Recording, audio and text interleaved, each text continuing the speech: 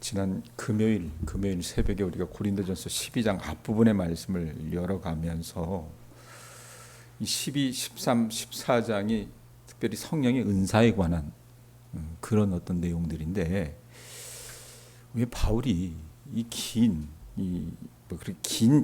말씀이 아니잖아요. 고린도전서라고 하는 글이. 그런데 그 중에 상당 부분을 이 성령의 은사와 관한 이런 권면을 하는가, 이유가 있다 그랬어요. 왜냐하면 고린도 교회 신자들이 은사가 많았다 그랬잖아요. 그 은사를 무분별하게 사용했습니다. 그래서 교회를요 엉망으로 만들고 있었어요. 그 행태를 보고 앉아 있으니까 너무 가당치도 않아서 바울이 12장부터 14장까지 글을 쓴 거라고 보시면 될 것 같아요. 그 중에 최고의 은사는 뭐예요? 13장에 말한 사랑의 은사입니다. 사랑의 은사. 자, 순서로 14장이기 때문에 우리가 보는데 1절 한번 보세요. 사랑의 은사가 최고라 그랬어요. 그래서 뭐라고 얘기합니까? 1절에 보면 뭘 추구하래요? 사랑을 추구하며 신령한 것들을 사모하되 특별히 예언을 하려고 하라 이랬어요. 우린 생각을 해요. 뭐 사랑이 은사야. 응? 사랑은 그냥 하면 되지. 뭐 사랑을 추구하라고 해. 이렇게 생각하지만 여러분, 사랑은 사실 성령의 열매이자 은사입니다. 그런데 이 사랑의 은사는 다른 은사들과 나란히 놓을 수 있는 은사가 아닙니다. 다른 모든 성령의 은사들로 하여금 교회 공동체를 세우는데 가장 밑바탕이 되는 게 뭐냐면 사랑의 은사예요. 제일 앞선 으뜸이 되는 은사라 그 말입니다. 그래서 바울이 14장 처음을 열어나갈 때 뭐라고 얘기해요? 다른 거 빼고 사랑을 가장 먼저 추구하라고 얘기합니다. 사랑이나 다른 성령의 은사들은 분명히 성령이, 이거 누가 주시는 거예요? 어떤 부흥사가 줘요? 능력 많은 목사가 주는 겁니까? 예? 그게 아니에요. 사랑, 또 다른 성령의 은사들은 누가 주는 거예요? 그 주권적인 결정을 갖고 있는 성령에 의해서 주어지는 선물이에요. 은사는 선물이라 그러지 않습니까?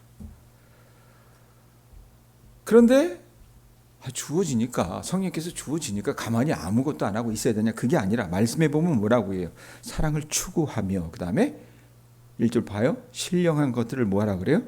사모하되. 그 다음에 특별히 예언을 어떻게 한다고 해요? 하려고 하라. 이 표현이 있잖아요. 성령께서 주시는 선물입니다. 은사입니다. 그렇지만 말씀에 있는 것처럼 우리도 그 은사들을 열망하거나 추구할 수 있고 그렇게 해야 된다라는 표현을 해요. 사모한다 그러잖아요. 그리고 1절 끝에 보면 고린도 신자들에게 특별히 예언의 은사를 바울이 열망하라고 권면해요. 그러니까 바울이 꼽는 거라면 사랑이 최고의 은사고 그 다음이 예언 정도로 생각을 했던 것 같아요. 자, 그러면서 이 방언하는 사람들과 이 예언하는 사람들의 차이를 2절에서 4절이 이야기를 해요. 2절에서 4절 말씀 눈이 한번 따라가 주세요. 방언을 말하는 자는 사람에게 하지 아니하고 하나님께 하나니 이는 알아듣는 자가 없고 영으로 비밀을 말함이라. 그러나 예언하는 자는 사람에게 말하여 덕을 세우며 권면하며 위로하는 것이요 방언을 말하는 자는 자기의 덕을 세우고 예언하는 자는 교회의 덕을 세우나니. 이 표현이 있어요. 자, 우선 방언과 예언을 비교할 텐데 그 이전에 여기서 말하는 예언이라는 것에 대해서 우리가 좀 정리를 하고 넘어가는 게 좋지 않을까 싶어요. 예언의 은사. 초대교회의 예언은 사도행전 11장 27절에 보면 초대교회 선지자 이 아가보라고 하는 선지자가 유대 땅에 큰 기근이 있을 것이라고 예언하는 장면이 나옵니다. 자, 그 예언은 여러분 어떤 예언이에요? 장차 일어날 일에 대한 어떤 선포가 예언입니다. 그게 사도행전 11장 27절에 나와요. 그러면 지금 고린도전서 14장에 이야기하는 이 예언도 그런 것인가 우리가 생각할 수 있어요. 그런데 우리가 그러잖아요. 앞니를 내다본다. 그럼 그 사람 보고 뭐라 그래요? 그게 무당이고 뭐고 하네. 영하다 그러잖아요. 신통하다 그러고. 이런 표현하잖아요. 그런 걸 말하는가? 그런데 지금 여기서 말하는 예언은 항상 미래를 예고하는 것만이 아니고 말씀 가지고 보면 보다 포괄적인 가르침과 권면하는 것을 일컫는 말입니다. 로마서 12장 6절에 보면 성령의 영감으로 주어지는 일체의 가르침, 지혜로운 판단 이런 것도 예언이라고 얘기를 해요. 특별히 성경 강해를 예언이라고 얘기합니다. 그러니까 설교자들이 설교를 풀어줄 때 어느 교인들은 은혜를 받아서 가면서 그런 얘기 하잖아요. 목사님, 오늘 꼭 저 들으라고 하신 말씀 같아요. 그건 뭐예요? 하나님께서 그 설교자의 은사를 통해서, 예언의 은사를 통해서 그 성도에 적합한 말을 하게 하신 겁니다. 그러니까 성령을 예수 그리스도의 사건에 비춰 해석하고 오늘날 교회 상황과 성도의 삶에 적용해서 교훈을 얻고 위로하고 권면하고 그들의 삶의 방향을 제시하는 일체의 일들을 뭐예요? 예언이라고 하는 거예요. 그러니까 앞날을 내다보는 거나 말씀을 가지고 우리를 수술해서 우리가 이렇게 살면 안 되겠구나 이런 깨달음을 주는 거나 다 예언이라 그 말입니다. 그래서 그 당시 예언은 뭐로도 봐야 되냐면 설교라고 보시면 될 것 같습니다. 그러니까 와닿지 않는 설교가 아니라 나에게 찔림을 주건 내게 감동을 주건 그 당시 예언은 그런 설교라고 보시면 될 것 같아요. 그리고 당시 예언자 또는 선지자의 기능은 교사, 말씀을 가르치는 교사의 기능과 많이 겹쳐졌어요. 자, 예언이라고 하는 은사에 대해서 여러분들이 그렇게 정리를 하고 다시 2절에서 4절 봐요. 2절에서 4절 보면 제가 말씀드렸죠. 방언하는 사람들과 예언하는 사람들을 대조해요. 자, 먼저 2절 보세요. 방언을 말하는 자는 사람에게 하지 아니하고 누구에게 한대요? 하나님께 한대요. 먼저 방언하는 자는 하나님께 말합니다. 그런데 예언하는 자는 어떻다고 얘기합니까? 3절 보세요. 3절 뭐라고 얘기합니까? 예언하는 자는 누구에게 말해요? 사람에게 말하면. 그러니까 아무 생각 없이 보면 방언하는 사람이 더 신통방통한 사람이야 이렇게 생각하는데 보통 여러분들 방언을 어떻게 배웠습니까? 목사님들이 어떻게 해요? 부흥회 같은 때 같이 기도합시다 그러니까 안수하면서 어떻게 할렐루야 할렐루야 할렐루야 해봐. 이러다 보면 어떻게 해요? 혀가 돌아가요. 그러다 보면 따따따따 하면서 자기도 알지 못하는 소리들을 계속 해야 된다 그 말입니다. 자, 그런데 그런 것들이 의미 없는 소리가 아니라 뭐라고 얘기해요? 그렇게 우리는 알아듣지 못하지만 그 소리가 누구에게 말하는 거예요? 하나님께 말하는 소리라 그 말입니다. 그러나 아까 말씀드렸듯이 예언은 뭐라고 얘기했어요? 말씀을 가르치는 거라고 얘기했잖아요. 그 말씀을 깨닫게 하는 거라고 얘기했잖아요. 그러면 그걸 누가 들어요? 사람이 듣지 않습니까? 그러니까 사람에게 말하는 거라 그 말입니다. 네? 또 방언은요, 그것을 알아듣는 사람이 있어요, 없어요? 자기도 모르는데 남이 어떻게 알아요? 네? 그러니까 이해되지 않는다 그 말입니다. 반면 예언은 사람에게 말하기 때문에 하나님의 말씀을 딱 가지고 설교자가 어떻게 해요? 그 말씀에 비춰서 우리의 삶을 헤집고 들어가면서 우리가 어떻게 살아가야 될 것인지에 대해서 성령의 조명을 받아 이야기를 해요. 그러면 그 말씀은 어떻게 해요? 이해될 수 있다 그 말입니다. 그 다음에 4절 한번 봐요. 4절 보면 방언을 말하는 자는 누구의 덕을 세워요?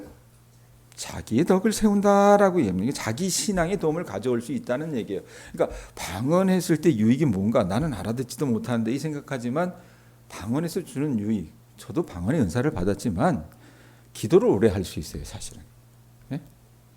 그냥 내가 내 언어로 기도하면요. 사실은 길게 못하는데 방언의 도움을 받으면 한 2시간도 3시간도 할 수 있었던 것 같아요.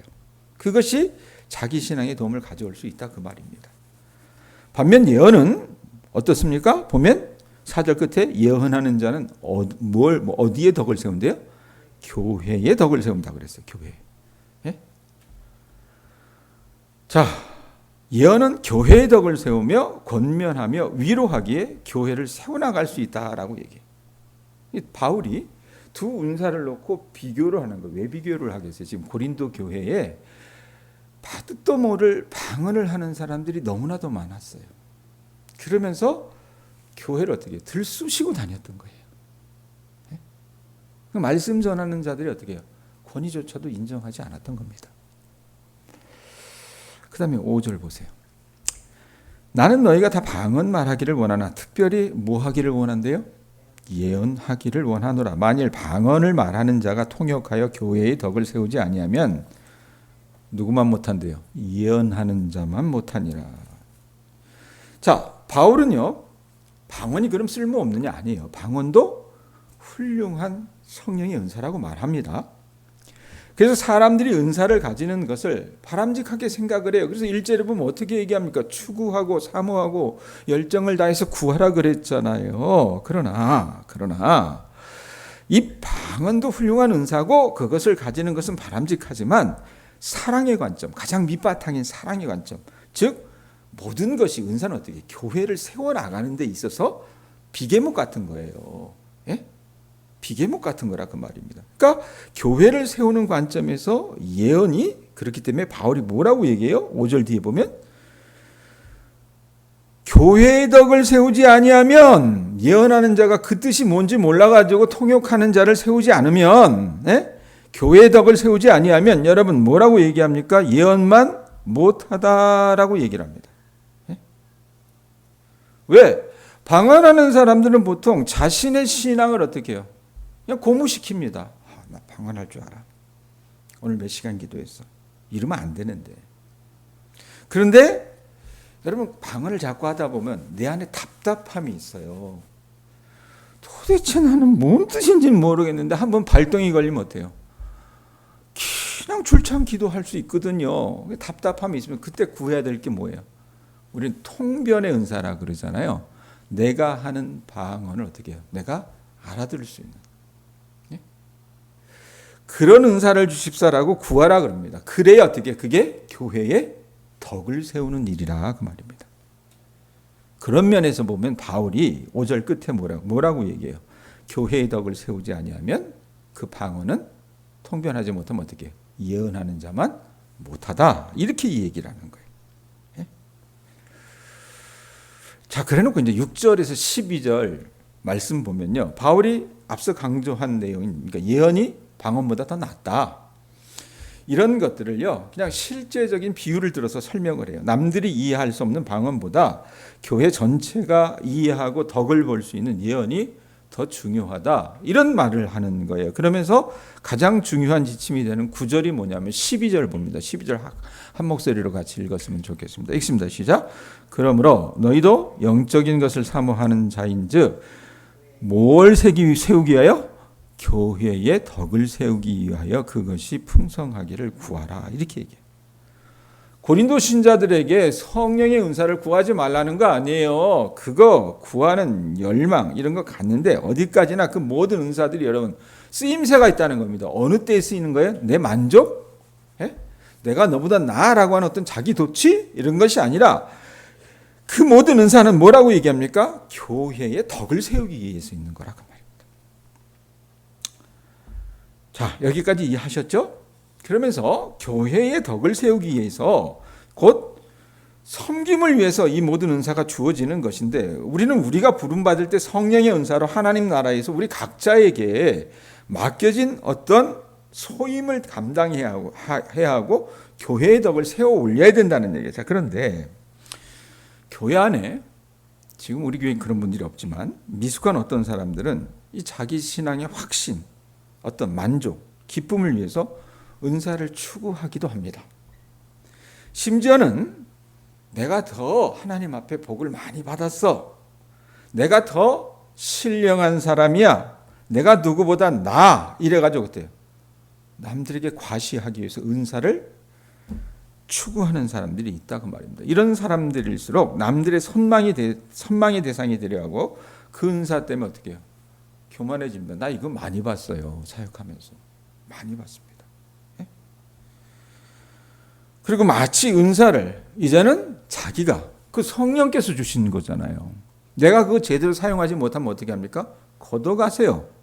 걷어가신다 그 말입니다. 그런데 마치 성령께서 주신 은사를 자기가 어떻게 쥐락펴락할 수 있다라고 생각하면서 어떻게 합니까?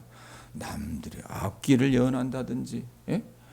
뭘 어떻게 한다든지, 뭐 이래가지고요. 정말 좋지 못한 인상을 주는 사람들이 더러 많이 있다고 말입니다. 그러면 그 은사 때문에 사람이 교만해져요. 예? 그 은사를 주는 분은 성령님 한 분이신데 그거를 마치 자기가 가지고 주권을 행사할 수 있는 이런 과대망상을 갖고 있는 사람들이 한국 교회 안에 비일비재해요.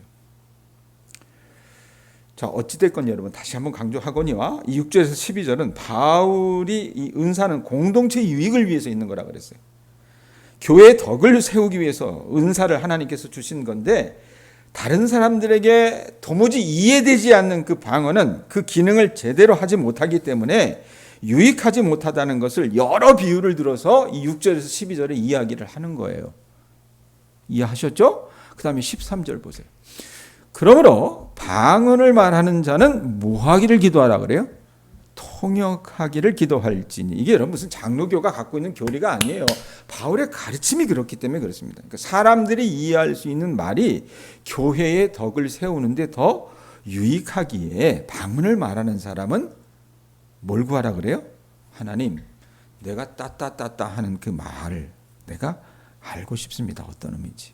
그러니까 통변의 은사를 얻기 위해 기도하라고 말합니다. 아셨죠? 그 다음에 14절 15절 보세요. 내가 만일 방언으로 기도하면 나의 영이 기도하거니와 나의 마음은 열매를 맺지 못하리라. 그러면 어떻게 할까? 내가 영으로 기도하고 또 마음으로 기도하며 내가 영으로 찬송하고 또 마음으로 찬송하리라. 자, 방언으로 기도하고 찬송하는 사람, 방언 찬송하는 사람도 있어요. 이거 보고 싶으면요. 저쪽 어디에 오살리 기도원에 가보시든지 하늘상 기도원 이런 데 한번 가보세요. 그러면 방언으로 찬송하는 사람들 많습니다. 네? 근데 이 사람들은 영으로 기도하고 영으로 찬송하는 거잖아요. 방언으로 기도하고 찬송하면. 그런데 이게 무슨 뜻인지 알아요? 몰라요? 몰라요. 모르니까 자기 스스로도 이해하지 못한다는 얘기입니다. 그러므로 자신도 무엇을 기도하고 있는지 몰라요. 이건 여러분 어떻게 합니까? 이상적인 것은 아니라는 거예요. 영과 마음의 기도가 필요하다는 얘기입니다. 바울은 굉장히 어떻게 보면 지성주의자였어요. 그러니까 말씀이 그래서 필요해요. 바울은 지성 없는 이 신비주의를 배격을 했습니다. 사실은. 잘못하면 어떻게 사교가 되거든요. 그러니까 나는 중간중간에 기도원이라고 세워 있는데 내가 잘 안 가는 이유가 뭐냐면 교인들이 그런 데 가서 현혹을 당해요. 네? 방언은요, 그것이 해석되어져서 제대로 본인과 교회에게 이해될 수 있고 유익이 될 때에 여러분 유용한 겁니다. 여기까지 정리되셨죠? 그러면 16절 17절 보세요. 그렇지 아니하면 내가 영으로 축복할 때 알지 못하는 처지에 있는 자가 내가 무슨 말을 하는지 알지 못하고 내 감사에 어찌 아멘하리요. 너는 감사를 잘하였으나 그러나 다른 사람은 덕세음을 받지 못하리라. 자, 그렇지 않으면 남들은 방언하는 기도와 찬송에 아멘으로 응답할 수 없다는 얘기입니다. 여러분 어떻게 우리 방언으로 기도하면 오래 기도해요. 목이 다 쉽니다. 자기 딴에는 신령한 사람이 됐다라고 생각을 해요. 그러나 그게 여러분 그 주변에 있는 사람들의 신앙에는 도움이 된다는 얘기입니까? 되지 않는다는 얘기입니까? 되지 않는다는 얘기입니다.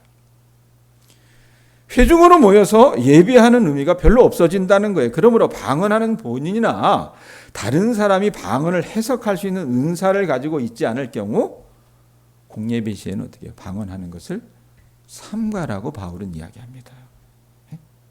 16절 여러분 그 중간에 봐요. 알지 못하는 처지에 있는 자라는 표현을 하잖아요. 알지 못하는 처지에 있는 자. 이거 여러분 우리가 뭐라고 얘기합니까? 보통 문외한이라고 얘기하는데 문외한이란 여러분 뭡니까? 방언의 은사와 해석의 은사가 없어서 거기에 참여하지 못하는 사람들일 수도 있고 은사에 어떻게 해요? 완전히 까막눈인 사람 또는 신앙을 갖고 있지 않은 불신자 내지는 신앙의 초보자들이 여러분 만약에 우리가 방언하는 걸 본다면 어떻게 합니까? 무서워하는 사람들도 많아요. 그래서 17절 끝에 보면 뭐라고 얘기합니까? 덕세움을 받지 못한다 그러잖아요. 그러니까 신앙에 있어서 격려와 도전을 그 초신자들이나 비신자들이 별로 받지 못한다는 얘기입니다. 자, 18절 19절 보세요. 내가 너희 모든 사람보다 방언을 더 말함으로 하나님께 감사하노라. 바울이 그럼 방언 못하는 사람이었나? 아니에요. 대가였다는 얘기입니다. 19절 그러나 교회에서 내가 남을 가르치기 위하여 깨달은 마음으로 5마디 말을 하는 것이 1만 마디 방언으로 말하는 것보다 나으니라. 고린도 교인들 교만한 사람들이라 그랬잖아요. 돈도 있고 은사도 있고 하니까 이제는 사도도, 바울 사도도 사람 같지 않았던 것 같아요. 그렇게 보지 않았어요. 사람 같지 않게. 바울이 어떻게 해요? 야, 나는 방언을 해. 방언을 한데 모든 사람보다 방언을 더 하기 때문에 하나님 앞에 감사한다. 이 얘기하는 거예요. 자기는 자부심을 가지고 고린도 교회 신자들보다 더 많은 방언을 한다고 얘기하는 겁니다. 방언도 따따따따만 하는 사람이 아니라 어떻게 해요? 어떤 사람 정말 외국어처럼 하는 사람들이 있잖아요. 천사의 언어처럼 하는 사람들이 있지 않습니까? 그걸 넘어선 언어를 지금 바울이 했다는 얘기입니다. 그런데 바울은 어떻게 해요?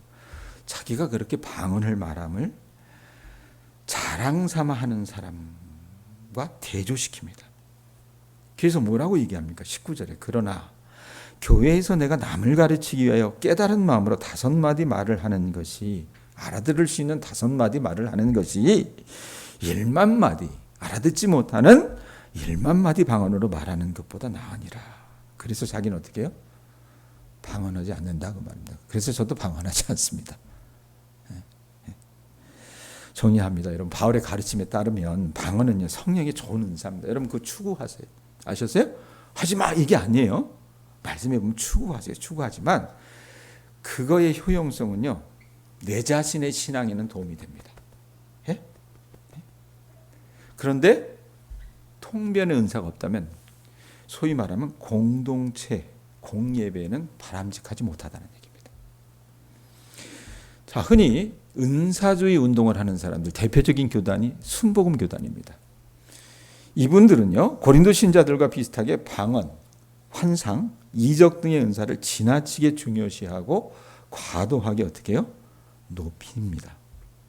그래서 어떤 사람들은 방언을 성령 받았다라고 하는 어떤 징표로 보고 그것을 할 줄 모르는 사람들은 어떻게 해요? 약간 좀 덜 떨어진 사람으로 봐요. 성령 받지 못한. 예?